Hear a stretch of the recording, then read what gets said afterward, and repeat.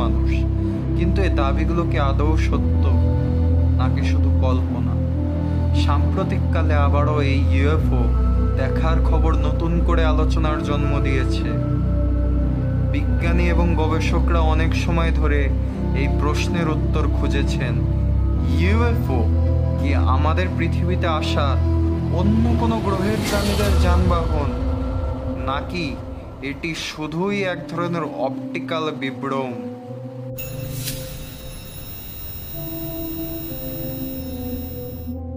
Very often it's a feeling I get when I wake up in the morning and I think, I'm living in an...